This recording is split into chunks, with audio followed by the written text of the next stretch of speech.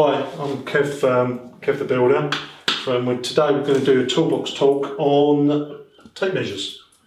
This tape measure, for instance. Now this is standard tape measure, it's 5 metres long, and what I want to talk about is obviously different measurements on the tape measure that can cause mistakes, which is really important.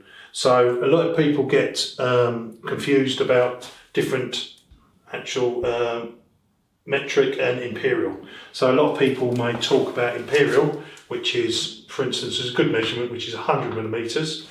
That converts down to 10 centimetres or 4 inches.